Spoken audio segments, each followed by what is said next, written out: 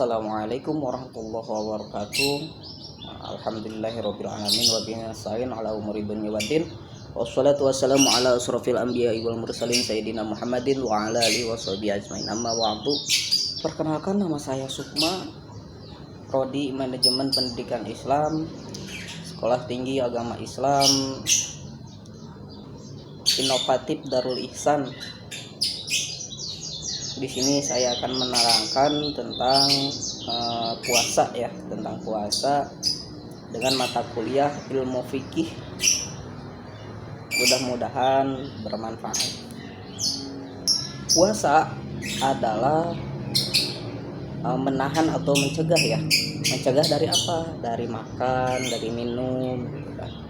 Terus ada juga yang menyarankan kalau lagi puasa itu menahan untuk selalu berbicara kotor, berbicara yang akan membuat hati seseorang itu menjadi sakit gitu kan.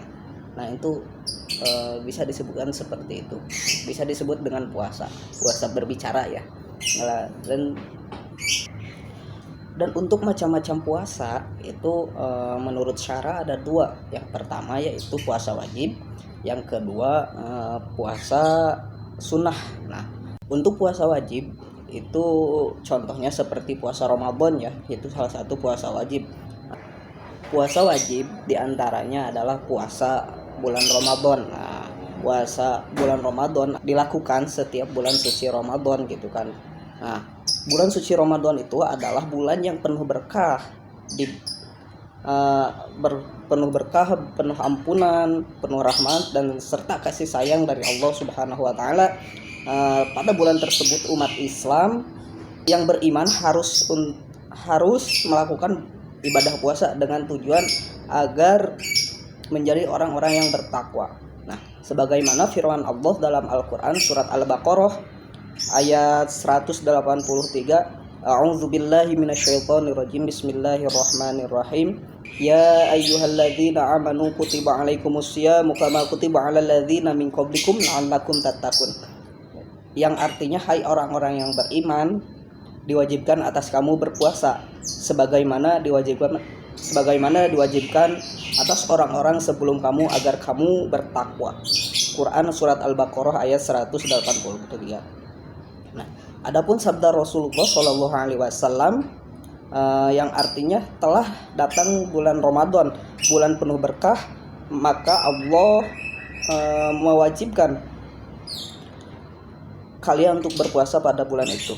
Saat itu pintu-pintu surga dibuka, pintu-pintu neraka ditutup, para setan diikat, dan pada bulan itu pula terdapat satu malam yang nilainya lebih baik dari 1000 bulan. Hadis riwayat Ahmad. Nah, puasa wajib juga dibagi menjadi 3 bagian, yaitu yang pertama puasa yang ditetapkan waktunya, contohnya seperti puasa bulan Ramadan. Nah, puasa bulan Ramadan itu dilaksanakan setahun sekali ya, setahun sekali dalam 1 bulan gitu, dilaksanakannya setahun sekali dalam 1 bulan. Terus yang kedua yaitu puasa kifarat. Dan yang ketiga adalah puasa karena sesuatu kewajiban dari diri sendiri atau puasa nadar. Jadi puasa nadar itu contohnya seperti kita ingin punya cita-cita. Nah, contohnya seperti gini. Saya setelah lulus kuliah saya akan berpuasa 3 hari. Nah, itu wajib hukumnya karena itu salah satu janji ya, salah satu puasa wajib yang harus ditepati. Adapun waktu pelaksanaan puasa wajib yaitu apabila sudah masuk bulan Ramadan dengan cara melihat hilal atau melihat bulan ya, dengan cara ru'yatul hilal. Kadang kita suka kalau mau menetapkan 1 Ramadan itu menunggu dari Kemenag ya, Kemenag sidang isbat ya. Nah, itu kita menunggu hasil sidang dari Kemenag ya. Adapun yang lainnya itu bisa dilihat dari cara melihat bulan atau ruqyat. Terus yang selanjutnya apabila bulan tidak terlihat, maka bulan Sya'ban disempurnakan 30 hari. Nah, dengan menggunakan ilmu hisab. Nah, itu ilmu-ilmu yang sangat penting ya untuk menentukan bulan ya, menentukan tanggal 1 hari apa, tanggal 1 bulan Ramadan hari apa, tanggal 1 Syawal hari apa gitu kan. Bertepatan dengan apa gitu. Nah, itu digunakan ya ilmu-ilmu hisab itu atau ilmu perhitungan. Nah, adapun yang tidak boleh puasa, adapun yang tidak boleh tidak puasa, yaitu ada beberapa orang yang diperbolehkan tidak berpuasa, melaksanakan puasa wajib pada bulan Ramadan karena adanya uzur atau dengan syarat berikut. Nah, yaitu ketika kita ada halangan, contohnya sakit, terus melahirkan apa gitu kan. Nah, itu ada kewajibannya, yaitu yang pertama itu wajib qadha. Nah, orang tersebut itu wajib qadha bagi yang sakit. Nah, bagi yang sakit ada harapan sembuh. Yakin khawatir bila puasa itu akan bertambah parah jika berpuasa. Nah, jika berpuasa penyakit itu akan bertambah parah atau jadi lambat proses penyembuhannya. Nah, itu wajib qadha ya bagi yang sakit. Terus bagi yang sedang berpergian jauh minimal 81 km atau sehari semalam dengan catatan ketika sudah tidak ada di tempat tinggalnya, adapun waktu dianggap sedang berpergian hanya 4 hari. Apabila lebih dari itu disebut mukim, maka itu wajib berpuasa. Jadi ketika kita sedang bepergian selama kurang lebih jaraknya itu 81 km atau sehari semalam, nah, dengan catatan kita sudah berada di perjalanan atau di luar kampung ya, di luar kampung, itu wajib bukan wajib ya, ada rukhsah untuk membatalkan puasa ketika kita sedang ada dalam perjalanan. Nah, tetapi setelah selesai di bulan-bulan berikutnya itu wajib qadha untuk yang bepergian gitu. Nah, terus bagi wanita yang sedang haid atau habis melahirkan dan nifas, itu wajib qadha puasanya. Nah, bagi wanita yang sedang hamil dan menyusui karena khawatir membahayakan dirinya serta bayinya, itu wajib qadha. Jadi ketika bulan puasa itu saya sudah melahirkan terus sedang menyusui, tapi kasihan nih terhadap diri saya, takutnya terjadi apa-apa dengan diri saya dan bayi saya, itu ada rukhsah untuk membatalkan puasa gitu kan. Tetapi nanti setelah beres itu wajib qadha, ada waktu untuk wajib qadha. Nah, adapun yang wajib fidyah, sekarang wajib fidyah, tadi wajib qadha, sekarang wajib fidyah.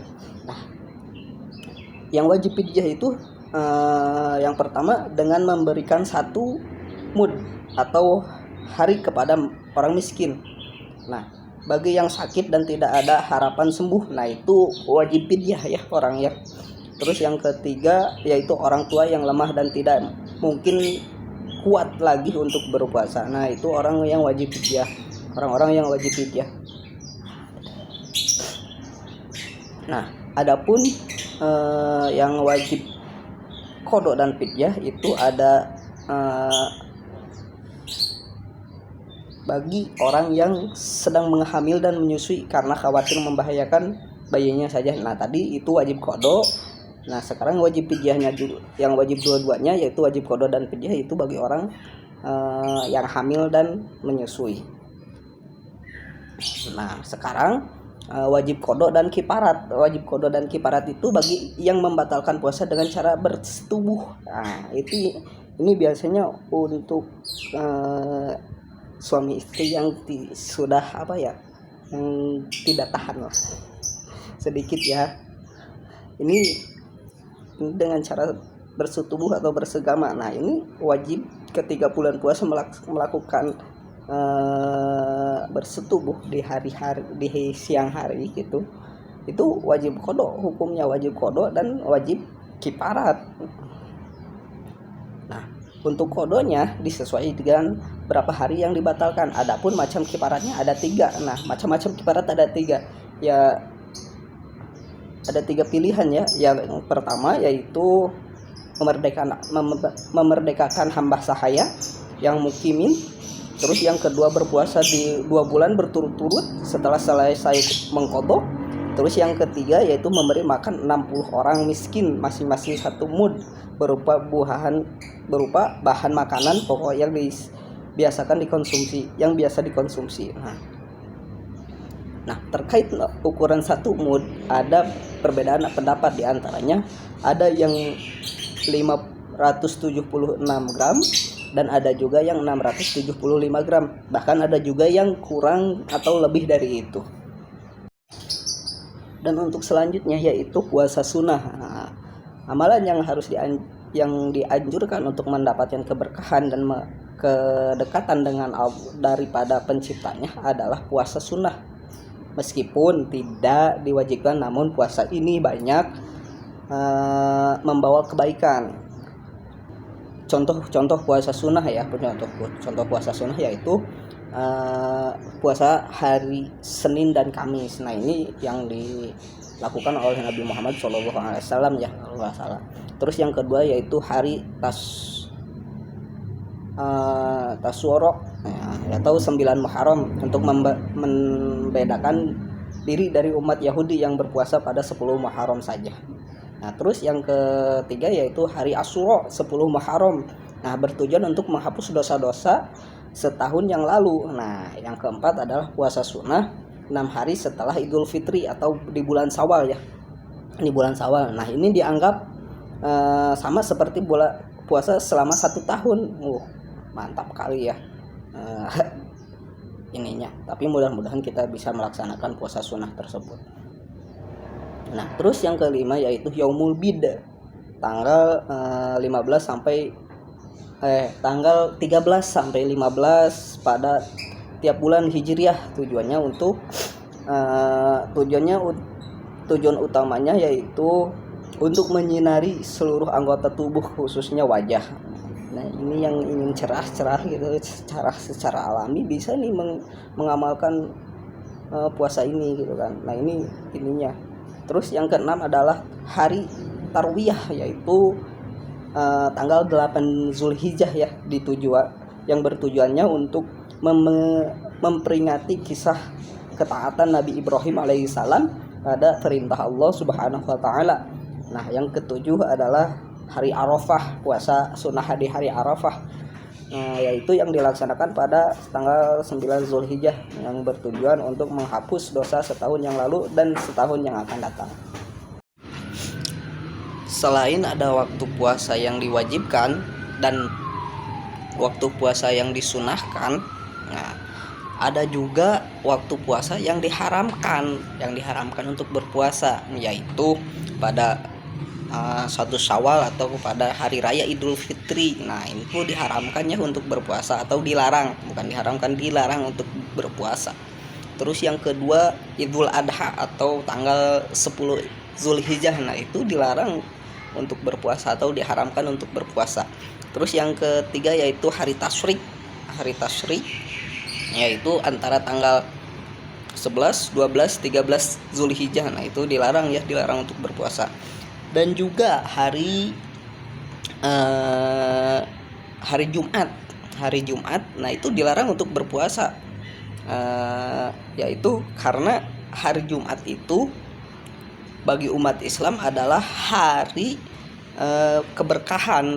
Ya, itu oleh umat Islam itu dianggap sebagai hari keberkahan. Nah, terus yang dilarang itu adalah hari Sabtu untuk berpuasa. Itu dilarang untuk berpuasa pada hari Sabtu karena dianggap menyerupai dengan tradisinya puasa orang Yahudi. Nah, dengan catatan kecuali hari sebelumnya telah berpuasa atau mungkin pas kebetulan dengan puasa yang disunahkan. Nah, itu boleh dengan catatan ya dengan catatan yang tadi. Jadi contohnya kita ingin berpuasa hari hari Jumat, nah hari Kamisnya harus puasa sunnah gitu kan. Nah, itu boleh seperti itu. Mungkin Afwan, sedikit dari saya, mungkin itu saja yang bisa saya sampaikan. Mohon maaf bila kurang pas gitu kan, dengan cara-cara menyampaikannya dengan kata-kata yang tidak pas gitu kan untuk disampaikan, dengan materinya yang salah mohon dibenarkan gitu kan. Karena saya juga merasa belum bisa untuk menyampaikan materi ini dengan baik dan benar gitu, karena sedikitnya saya bisa memberikan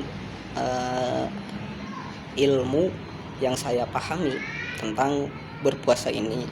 Dan untuk rukun puasa itu mungkin rekan-rekan semuanya yang nonton sudah bisa tahu lah, udah tahu gitu kan rukun puasanya apa, terus yang membatalkan puasanya apa, dan syarat wajib puasanya apa gitu. Mungkin rekan-rekan sudah tahu. Dan dari saya, wallahul muwaffiq ila aqwamit thoriq. Wassalamualaikum warahmatullahi wabarakatuh.